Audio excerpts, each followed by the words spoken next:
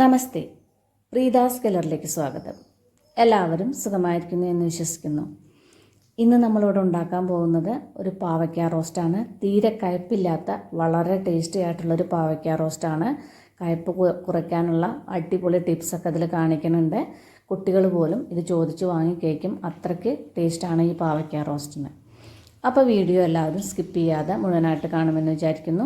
Video ഇഷ്ടമായിട്ടുണ്ടെങ്കിൽ like ചെയ്യാനും മറ്റുള്ളവർക്കൊക്കെ ഒന്ന് ഷെയർ ചെയ്ത് കൊടുക്കാനും മറക്കില്ലല്ലോ. സബ്സ്ക്രൈബ് ചെയ്യാത്തവർ ഒന്ന് സബ്സ്ക്രൈബ് ചെയ്യാനും മറക്കല്ലേ. എന്നാൽ നമുക്ക് സമയൊട്ടും കളയാതെ ഈ പാവയ്ക്ക റോസ്റ്റ് എങ്ങനെ ഉണ്ടാക്കുന്നത് എന്ന് നോക്കാം. പാവയ്ക്ക റോസ്റ്റ് ഉണ്ടാക്കാൻ വേണ്ടിയിട്ട് ഞാനിവിടെ വലിയൊരു പാവയ്ക്ക കഴുകി എടുത്തിട്ടുണ്ട്. ഇവിടെ 3 പേർക്കാണ് ഉണ്ടാക്കേണ്ടുള്ളൂ. അപ്പോൾ വലിയൊരു പാവയ്ക്ക മതി. നിങ്ങൾക്ക് എത്രത്തോളം ആവശ്യമുണ്ടെങ്കിൽ അതിനനുസരിച്ചിട്ട് ഉള്ള പാവയ്ക്ക എടുത്തോളൂ. ഇനി ഞാനിതൊന്ന് കട്ട് ചെയ്തെടുത്തുകൊണ്ട് ഇവിടെ കട്ട് ചെയ്തെടുത്ത് കൊടുത്തിട്ടുണ്ട്. വട്ടത്തിലാണ് കട്ട് ചെയ്തെടുത്തിട്ടുണ്ട്. ഒരുപാട് നൈസായിട്ടല്ല, ഇതുപോലെ ചെറുതായിട്ട് കുറച്ച് കനത്തിലാണ് കട്ട് ചെയ്തെടുക്കുക. ഒരുപാട് കട്ടിയിലും കട്ട് ചെയ്യരുത്, നല്ല നൈസായിട്ടും കട്ട് ചെയ്യരുത്. ഇതേപോലെ കുറച്ച് കനത്തിൽ കട്ട് ചെയ്തെടുക്കുക.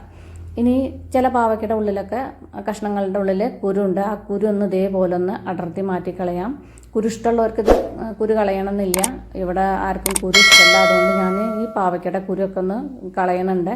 ഇതാ ഒരുപാട് മൂത്ത കുരുവൊന്നുമല്ല, ചള്ള് കുരുവാണ്. അപ്പോൾ അടർത്തി മാറ്റി കളഞ്ഞില്ലെങ്കിലും കുരു കളഞ്ഞില്ലെങ്കിലും ഒരു കുഴപ്പമില്ല. ഇഷ്ടമുള്ളവർക്ക് കുരു കളയേണ്ട ആവശ്യമില്ല. ഇപ്പം ഞാൻ എല്ലാ പാവയ്ക്കടിയും എല്ലാ കഷ്ണങ്ങളിലൊന്നും കുരുവില്ല, കുറച്ച് കഷ്ണങ്ങളിൽ മാത്രമേ കുരുള്ളൂ. ആ കുരുവൊക്കെ ഒന്ന് കളഞ്ഞിട്ടുണ്ട്. കണ്ടില്ലേ, അതാ ഇത്രയ്ക്ക് കുരുവാണ് ആ പാവയ്ക്കയിൽ നിന്ന് കിട്ടിയിട്ടുള്ളൂ. ഇനി ഈ പാവയ്ക്ക കഷ്ണങ്ങൾ നമുക്കൊരു വലിയൊരു പാത്രത്തിലേക്ക് ഇട്ട് കൊടുക്കാം. പിന്നെ അതിലേക്കൊരു 2 ടീസ്പൂൺ ഉപ്പിട്ട് കൊടുക്കുക.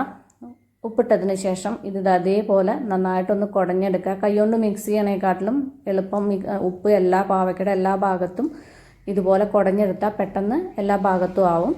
ഇപ്പോൾ പാവയ്ക്കയിൽ എല്ലാ ഭാഗത്തും നേരെ ഉപ്പൊക്കെ നേരെ മിക്സ് ആയിട്ടുണ്ട്. ഇനി ഇത് അടച്ചു വെച്ചിട്ട് ഒരു 1.5 മണിക്കൂർ നേരം ഒന്ന് റെസ്റ്റ് ചെയ്യാൻ വയ്ക്കുക. ഇത് കയ്പ്പ് കുറയാൻ വേണ്ടിയിട്ടാണ് ഇതുപോലെ ഉപ്പിട്ടിട്ട് മിക്സ് ചെയ്തിട്ട് റെസ്റ്റ് ചെയ്യാൻ വെക്കുന്നത്. പിന്നെ ഇതിലേക്ക് വേണ്ടിയിട്ട് മീഡിയം സൈസിലുള്ള ഒരു സവാള തൊലിയൊക്കെ കളഞ്ഞ് കഴുകിയെടുത്തിട്ടുണ്ട്. കുറച്ചധികം ചെറിയ ഉള്ളിയും തൊലിയൊക്കെ കളഞ്ഞ് കഴുകിയെടുത്തിട്ടുണ്ട്. ഇനിയിപ്പോൾ നിങ്ങളുടെ കയ്യിൽ ചെറിയ ഉള്ളി ഇല്ല എന്നുണ്ടെങ്കിൽ സവാള മാത്രം ചേർത്തോളൂ. സവാള മാത്രം ചേർക്കുന്നതിനേക്കാൾ കൂടുതൽ നല്ലത് ചെറിയ ഉള്ളിയൊക്കെ ചേർക്കുമ്പോഴാണ്. ചെറിയ ഉള്ളി ചേർക്കുമ്പോൾ നമ്മുടെ റോസ്റ്റിന് ഒന്നുകൂടി ടേസ്റ്റ് കൂടുകയുള്ളൂ. 2 പച്ചമുളകും കഴുകിയെടുത്തിട്ടുണ്ട്.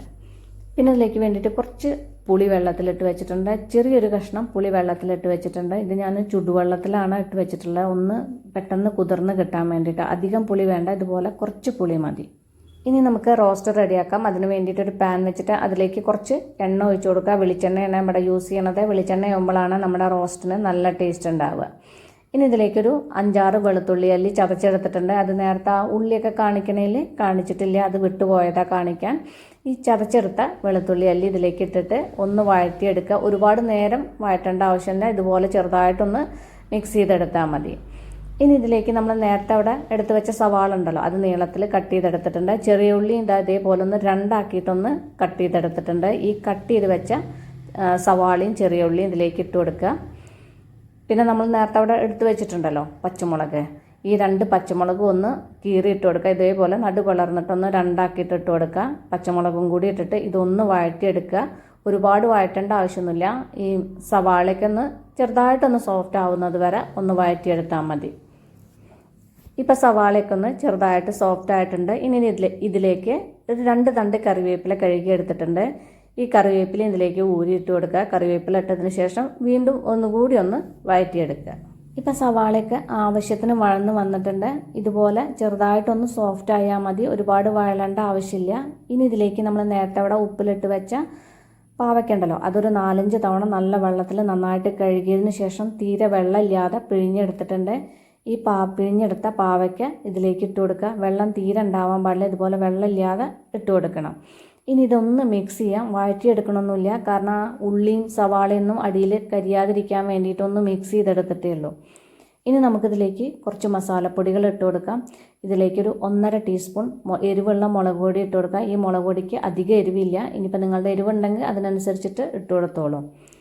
1/2 ടീസ്പൂൺ കാശ്മീരി ചില്ലി പൗഡറും കഷ്ടി ഒരു 1/2 ടീസ്പൂണോളം മല്ലിപ്പൊടിയും കഷ്ടി അതേപോലെ ഒരു 1/2 ടീസ്പൂണോളം ജീരകപ്പൊടിയും 1/4 ടീസ്പൂൺ മഞ്ഞൾപ്പൊടിയും പിന്നെ ഇതിലേക്ക് കുറച്ച് ഉപ്പിട്ട് കൊടുക്കുക. അധികം ഉപ്പിട്ട് കൊടുക്കണ്ട. ഉപ്പ് വേണമെന്നുണ്ടെങ്കിൽ പിന്നെ നോക്കിയിട്ട് ഇട്ട് കൊടുത്താൽ മതി. കാരണം നമ്മുടെ പാവയ്ക്കയിൽ ചെറുതായിട്ടൊരു ഉപ്പിൻ്റെ അംശം ഉണ്ടാവും. ഉപ്പിലിട്ട് വെച്ചോണ്ട് ഉപ്പിൻ്റെ അംശം ഉണ്ടാവും. അപ്പം നോക്കിയിട്ട് ഉപ്പിട്ട് കൊടുത്താൽ മതി.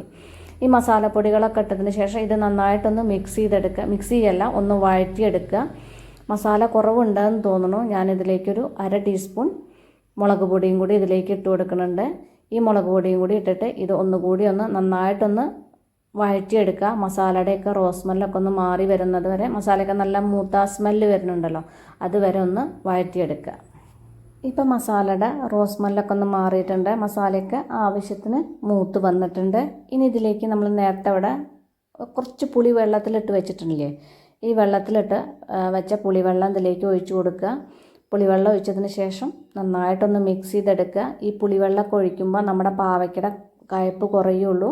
ഉപ്പിലിട്ട് വെക്കുമ്പോൾ ഈ പുളിവെള്ളമൊക്കെ ഒഴിക്കുമ്പോൾ നമ്മുടെ പാവയ്ക്കയുടെ കയ്പ്പ് നല്ലോണം കുറഞ്ഞ് കിട്ടും. ഇപ്പം ഇത് നേരെ മിക്സ് ചെയ്തെടുത്തില്ലേ, ഇനി ഇതുപോലെ ഒരു കൂട്ടി വെച്ചിട്ട് അടച്ച് വെച്ചിട്ട് ലോ ഫ്ലെയിമിലൊന്ന് കുക്ക് ചെയ്തെടുക്കുക. ഇപ്പോൾ പാവയ്ക്കൊക്കെ വെന്തിട്ടുണ്ടാവും. ഇനി ഇത് നേരെ ഒന്ന് മിക്സ് ചെയ്തെടുക്കുക. നമ്മൾ കുറച്ച് കനത്തിലല്ലേ കട്ട് ചെയ്തെടുത്തിട്ടുള്ളത്, അതുകൊണ്ട് പാവയ്ക്കൊന്നും ഉടഞ്ഞു പോയിട്ടില്ല. ഇതിൽ ചെറുതായിട്ടൊരു വെള്ളത്തിൻ്റെ അംശമൊക്കെ ഉണ്ടല്ലോ, അത് ഒന്ന് വറ്റിച്ചിട്ട് ലോ ഫ്ലെയിമിൽ വെച്ചിട്ട് ഒന്ന് നീര് വലിയിച്ചെടുക്കുക. കാരണം ഒന്ന് ചെറുതായിട്ടൊന്ന് ഡ്രൈ ആക്കി എടുക്കുക. ഒരുപാട് മൊരിയേണ്ട ആവശ്യമൊന്നുമില്ല, എന്നാലും അതുപോലെ മൊരിയില്ല. കാരണം ഉള്ളിയൊക്കെ ഉള്ള മസാല ഉണ്ടല്ലോ, അതുപോലെ മൊരിയില്ല. എന്നാലും ഇതുപോലെ പരത്തി വെച്ചിട്ട് ലോ ഫ്ലെയിമിലൊന്ന് നീര് വലിയിച്ചെടുക്കുക. ഇനി ഇതിലേക്ക് കുറച്ച് ലാസ്റ്റിൽ നമുക്ക് കുറച്ച് പച്ച വെളിച്ചെണ്ണ കൂടി തൂക്കി കൊടുക്കാം. വെളിച്ചെണ്ണ ഒഴിച്ചിട്ട് നേരെ മിക്സ് ചെയ്യാതിന് ശേഷം ഒന്നുകൂടി ഒന്ന് നീര് വലിയിച്ചെടുക്കാം. ഇപ്പോൾ പാവയ്ക്കൊക്കെ ആവശ്യത്തിന് ഫ്രൈ ആയിട്ടുണ്ട്.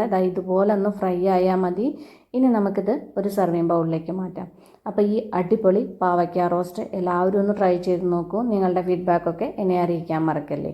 അപ്പോൾ നമുക്കിനി അടിപൊളി പുതിയ റെസിപ്പിയുമായി കാണാം. നന്ദി, നമസ്കാരം.